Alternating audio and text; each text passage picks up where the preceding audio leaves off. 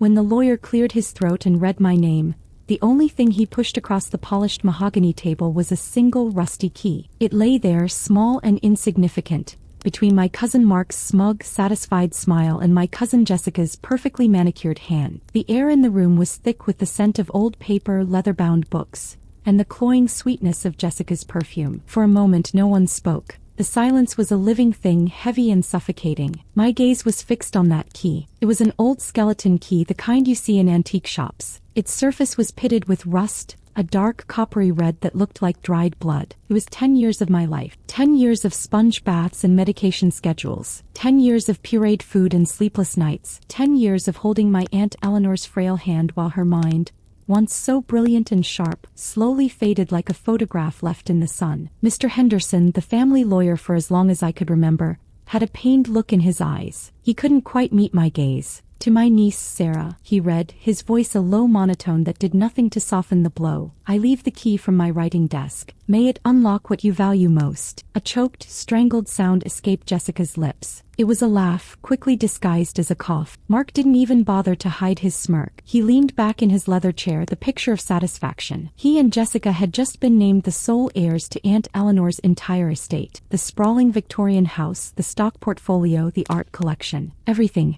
My own heart felt like a lead weight in my chest. It wasn't the money. It was the searing, public humiliation. The pronouncement in this sterile, silent room that my decade of devotion had meant nothing, less than nothing. It had been worth a piece of rusted metal. The cousins who hadn't visited more than twice a year, whose phone calls were brief, impatient obligations, had been rewarded. And I, the one who had sacrificed my career, my relationships, my youth, I had been dismissed with a cryptic, cruel joke. I reached out with a hand that I was proud to see was not trembling, and I closed my fingers around the key. It was cold and rough against my skin. I curled my fist around it so tightly that its jagged edges dug into my palm. I stood up, my chair making a soft scraping sound against the plush carpet. "Thank you, Mr. Henderson," I said, my voice quiet but steady. I looked at my cousins, at their greedy, triumphant faces, and I gave them a slight, polite nod. I didn't give them the satisfaction of seeing my tears. Not then. The tears could wait until I was alone, until the door was closed and the world couldn't see me fall apart. I walked out of that office with my head held high,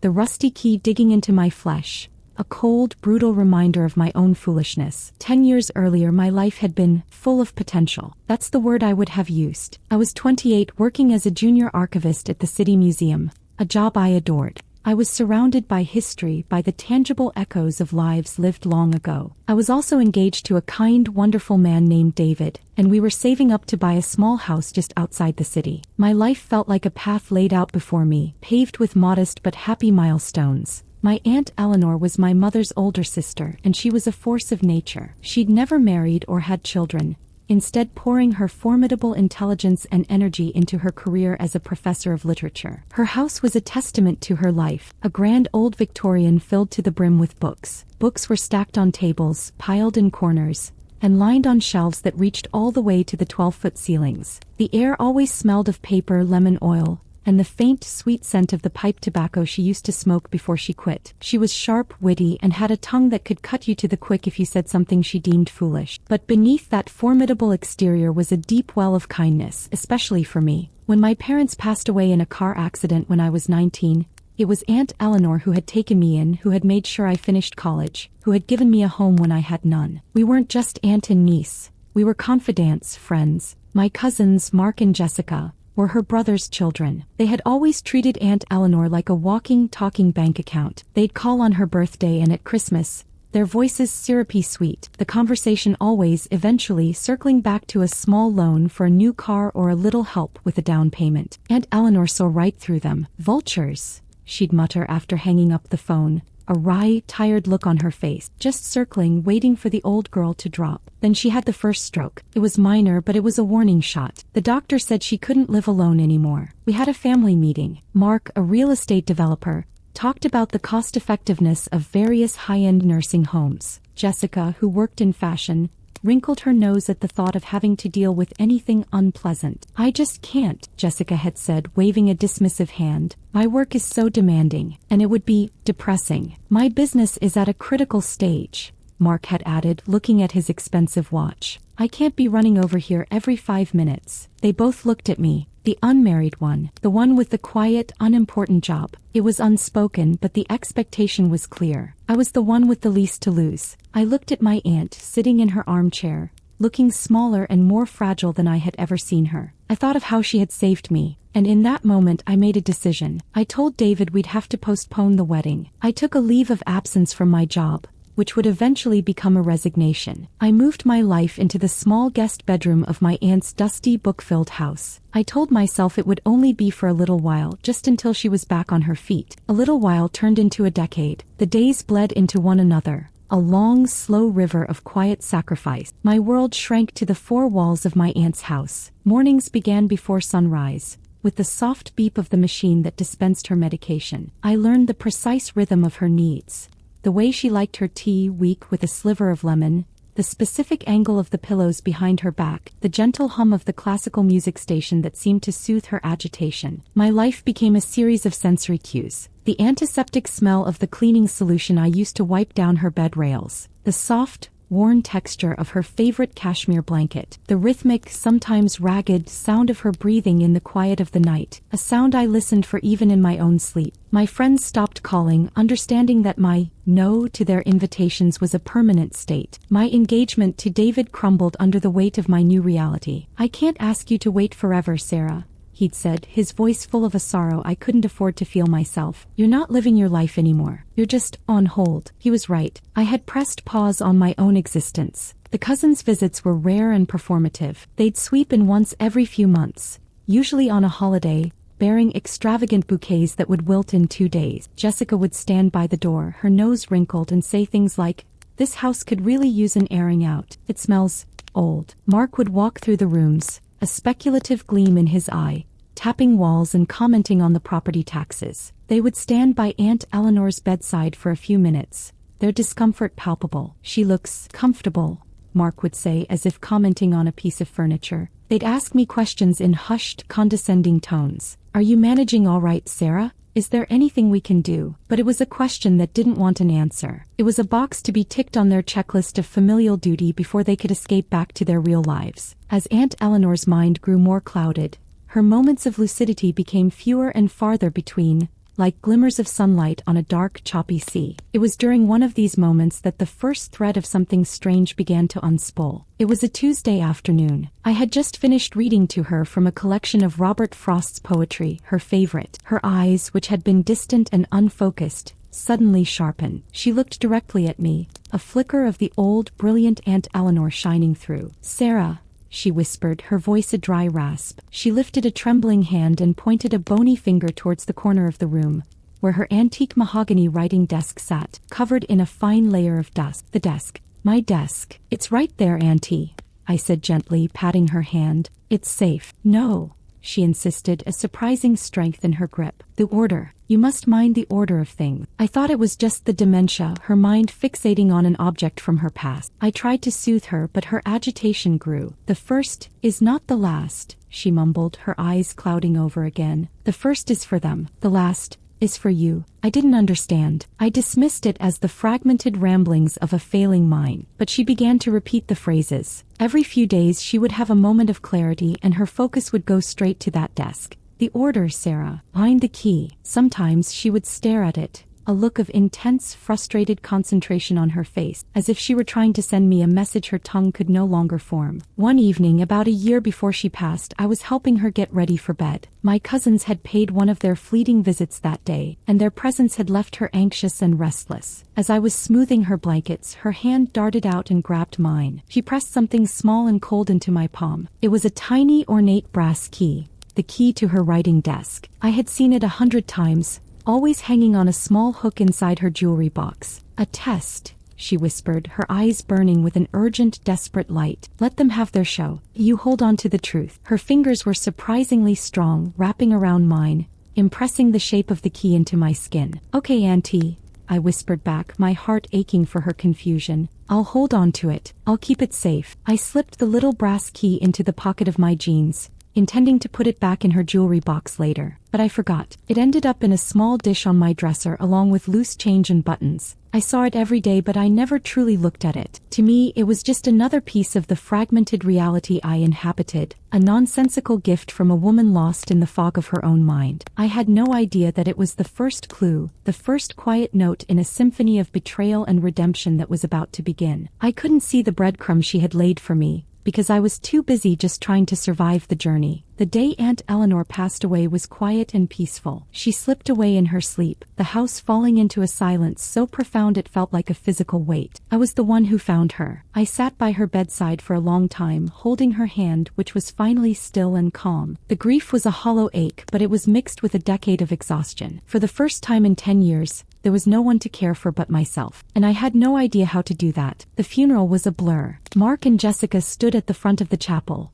accepting condolences with practiced, somber faces. They looked the part of the grieving relatives. I sat in the back, a ghost in my own life, invisible. After the service, Jessica approached me, her arm linked through Mark's. "Sarah, darling," she said, her voice dripping with false sympathy. "We've decided it would be best if you could clear your things out of the house by the end of the week. We need to get it ready for the estate sale." I stared at her, speechless. The house was the only home I had known for a decade. The room I slept in, the books I read, the few clothes I owned, they were all there. "Of course," Mark added smoothly, "we'll compensate you for your time. Once the estate is settled, we'll see that you get a small stipend. A thank you for all your help." Stipend. Thank you. 10 years of my life reduced to a footnote, a small expense to be settled. I didn't argue. I just nodded, a profound cold numbness settling over me. They saw me as the hired help, and my contract was now terminated. And so, a week later, I found myself in the lawyer's office, listening to the formal reading of the will. The document they read that day was dated 11 years prior,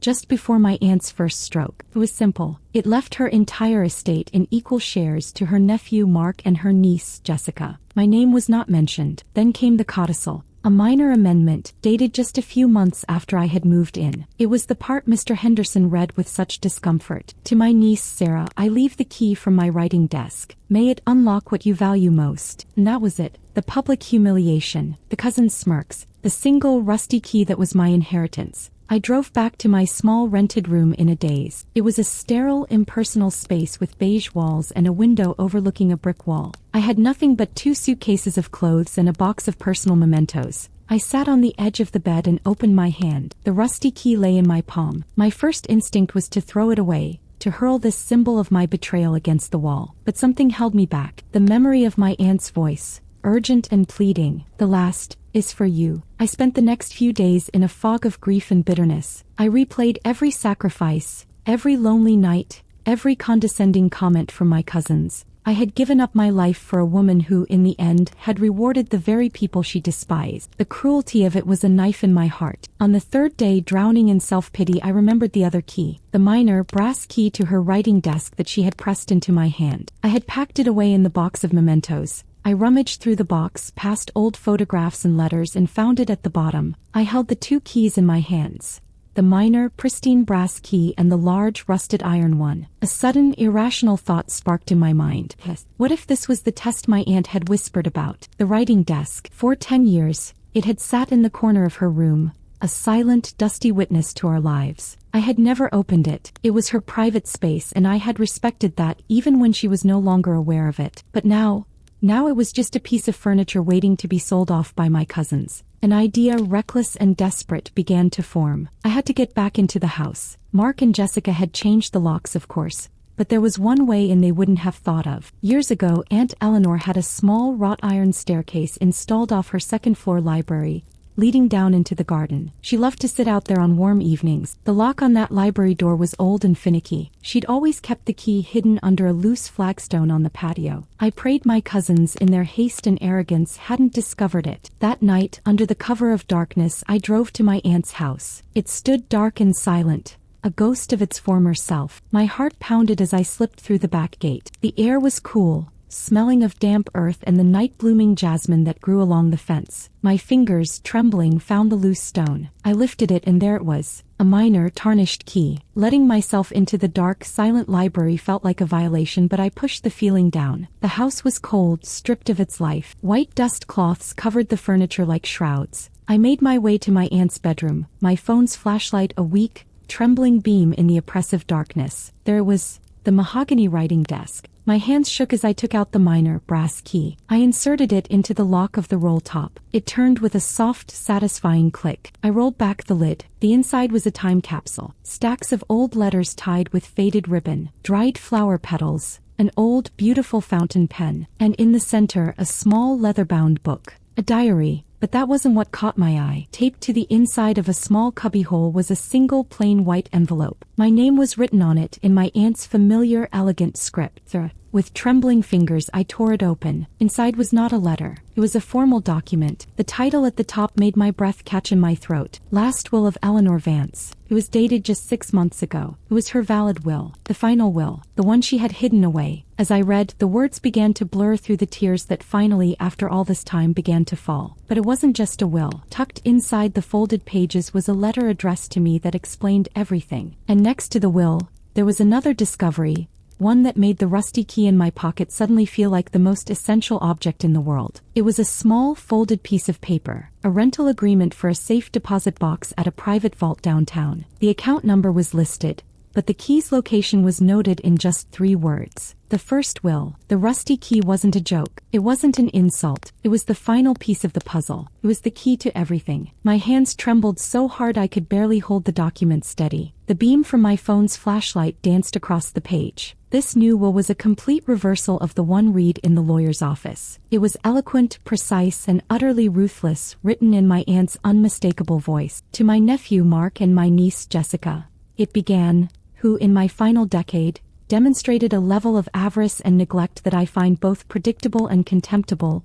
I leave the sum of $1 each to be paid from the estate. May it serve as a reminder that the value of a person is not measured by their bank account, but by the content of their character, a lesson they have both failed to learn. My heart hammered against my ribs. I had to read the sentence twice to believe it. She had disinherited them completely. The will went on to bequeath her entire estate, the house, the stocks, the art, every last penny. To me, to my beloved niece Sarah, she had written, who sacrificed her own life to fill my last years with dignity, comfort, and love. She has been my hands, my memory, and my heart. To her, I leave everything not as payment, but as a testament to a love that asks for nothing and gives everything. It is the truest inheritance I have to give. Tucked inside the will was the letter. I sank to the floor, my back against the cold desk, and read the words she had left for me. My dearest Sarah, if you are reading this, then you have passed my test. You were patient, you were wise, and you did not let bitterness cloud your heart. I am so sorry for the pain I have surely caused you. The charade of the first will, the public humiliation, it was a necessary cruelty, and it pains me to think of the hurt you must have felt. Please forgive an older woman her theatrics. I knew for years that Mark and Jessica were vultures. If I had written them out of my will from the start, they would have contested it. They would have dragged you through the courts for years, claiming I was not of sound mind, that you had exerted undue influence over me. They would have painted you as a predator and themselves as the wronged victims. Their greed knows no bounds. So I constructed a different path, a test. The first will, the one they so greedily celebrated, was their trap. By leaving them everything and you nothing but a rusty key, I gave them what they wanted. Their own greed, I knew, would make them complacent. They would not question their good fortune. And in doing so, they have legally accepted the terms of that will,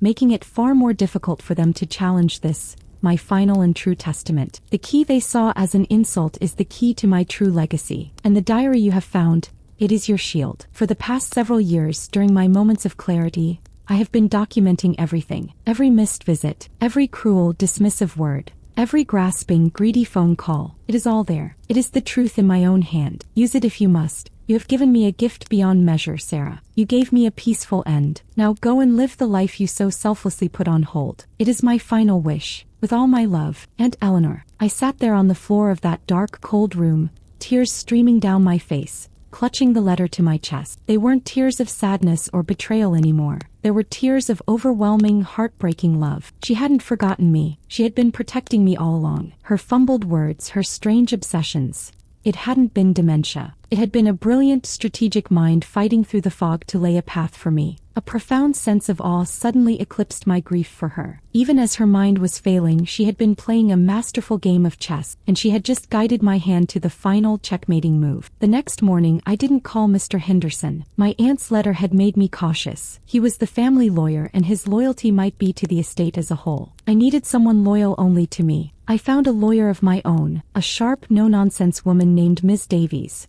who specialized in contested estates. I laid everything out on her desk: the new will, the letter, the diary, and the old rusty key. She read through the documents in silence, her expression growing more impressed with each page. "Your aunt was a remarkable woman," she said, finally looking up at me. "This is an ironclad holographic will. And this diary, this is devastating. It completely corroborates the reasons for the disinheritance. It paints a perfect picture of her state of mind." She picked up the rusty key. "So this is the final piece. The rental agreement said the key was with the first will," I explained. "The lawyer, Mr. Henderson, handed it to me. It must be it. Let's find out," Miss Davies said, a determined glint in her eye. An hour later, we were standing in the hushed, marble-floored lobby of a private vault company. The air was cool, smelling of money and security. I presented the rental agreement and my ID. The attendant, a man in a crisp suit, led us into a secure room lined with gleaming metal boxes. He stopped in front of one, number 314. My heart pounded. This was the moment of truth. I took the rusty key from my pocket. My hand was shaking as I inserted it into the lock. I turned it. There was a loud, solid clunk. It worked. The lock disengaged. The attendant pulled out a long, heavy metal box and placed it on the table in a private viewing room. Miss Davies and I looked at each other. I took a deep breath and lifted the lid. I don't know what I was expecting. Gold bars? Piles of cash? It was nothing so dramatic, but it was far more valuable. The box was filled with bearer bonds, stock certificates for blue-chip companies,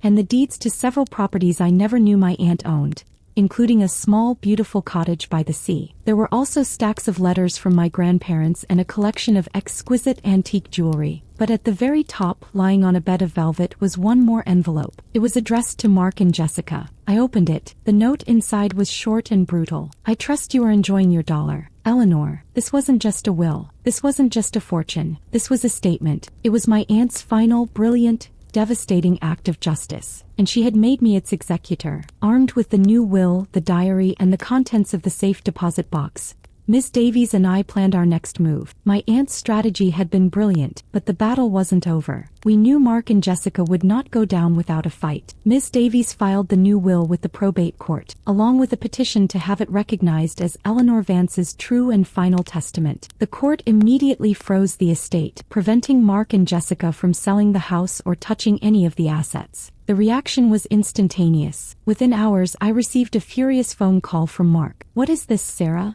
he yelled, his voice tight with rage. "What kind of sick game are you playing? You forged a will? After everything we were going to do for you?" "It's not a game, Mark," I said, my voice calm and steady. Miss Davies had coached me for this moment. "It's Aunt Eleanor's final wish. I'm just honoring it." "We'll see you in court," he spat. "You'll be arrested for fraud. You'll end up with less than nothing." He hung up. True to his word, they filed a lawsuit immediately. Their claim was exactly what Aunt Eleanor had predicted: that I had taken advantage of a senile old woman, that I had forged the documents, and that their beloved aunt would never have disinherited them. They painted me as a manipulative, greedy caregiver who had isolated Eleanor from her loving family. Their lawyer demanded a meeting. We sat in a sterile conference room, the four of us and our respective attorneys. Jessica was dressed in a chic black suit, her face a mask of cold fury. Mark looked like he was about to explode. "This is an outrage," their lawyer began, a portly man with an overconfident air. "My clients have been slandered.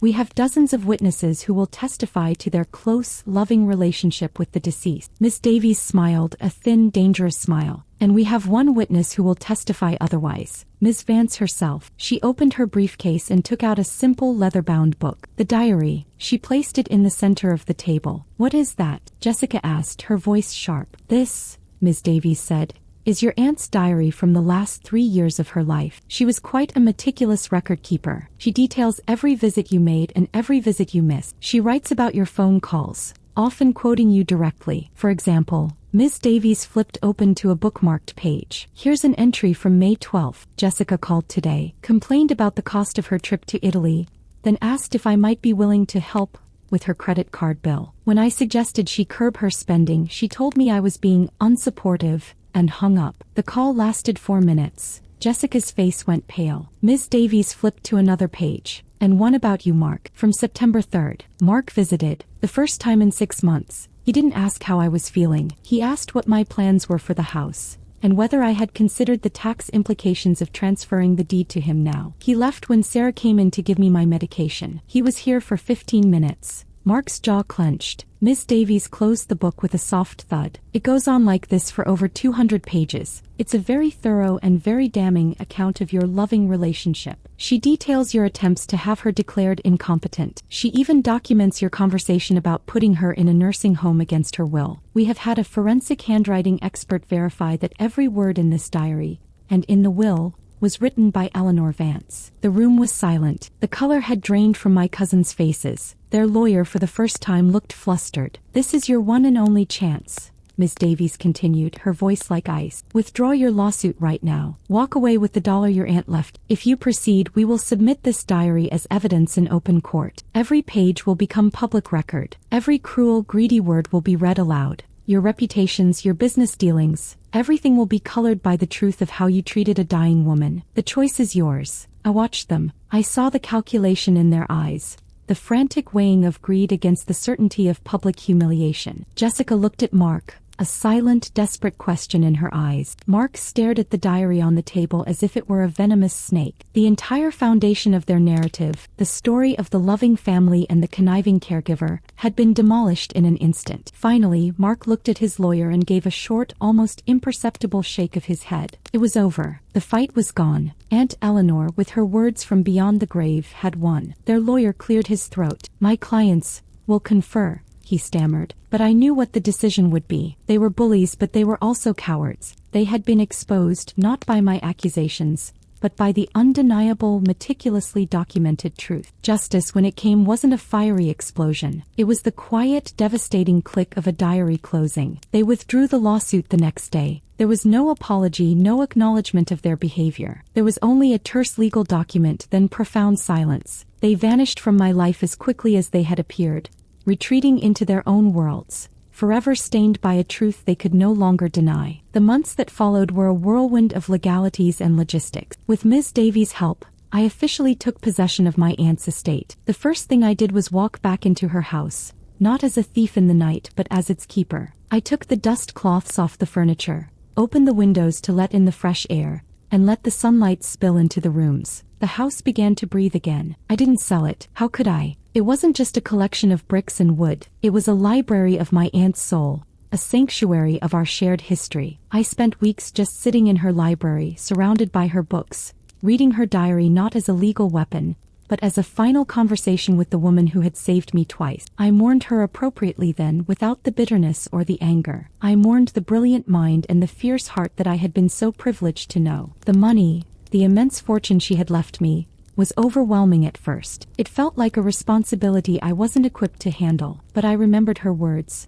"Go and live the life you so selflessly put on hold." So I did. I started small. I found the deed to the cottage by the sea, and I drove there one weekend. It was a small, charming house perched on a cliff overlooking the ocean, filled with light and the sound of the waves. I knew instantly that this was where I wanted to be. I sold my dreary apartment and moved my life and a few of my aunt's most treasured books to the coast. I also set up a foundation in Aunt Eleanor's name, a charitable trust dedicated to providing grants and support for in-home caregivers, the unsung, invisible heroes who sacrifice so much for the ones they love. It was a way to give her legacy a purpose beyond just me, to let her fierce, protective spirit continue to do good in the world. And I went back to school. I enrolled in a master's program for library sciences and archival studies, picking up the dream I had laid down 10 years earlier. I felt that spark of potential again, not as a young woman this time, but as a woman who understood the actual weight and value of a life story. One afternoon, as I was walking along the beach near my new home, my phone rang. It was David. My David. He had read about the foundation in an online article. His voice was hesitant but warm. He said he had often thought of me over the years. He was divorced now, he told me. Life hadn't turned out quite the way he had planned either. We met for coffee. It was awkward at first,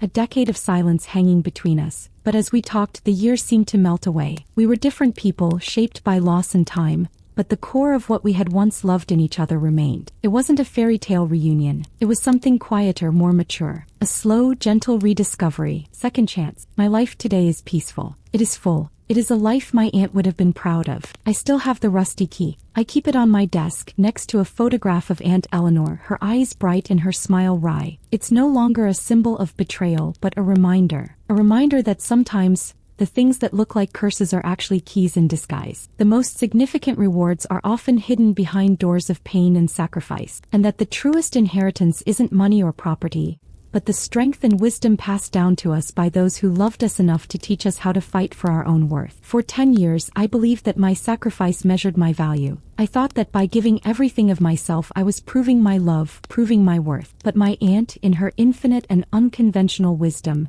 taught me a final, crucial lesson. She taught me that actual value isn't in what you give away, but in what you refuse to let be taken from you. Your dignity, your truth, and your sense of self. The world is full of people who will gladly take everything you have to offer and call it their due. They will see your kindness as a weakness and your service as an obligation. They will count their inheritance in dollars and square footage, never understanding that the real legacies are the invisible ones. The lessons, the strength, the love that shapes us long after a person is gone. I was left a rusty old key that the world saw as worthless, but it unlocked my future. My cousins were left a fortune they thought was theirs, and it only served to expose the poverty of their souls. It makes me wonder about the things we all hold on to. The small, seemingly insignificant mementos from the people we have loved and lost. A faded photograph, a worn-out book, a piece of jewelry, or even just a memory of a final whispered piece of advice. What are the keys that have been left to you in your life? What doors did they unlock, and what truths did they reveal? I would be so comforted to read your stories in the comments below. If this story touched your heart,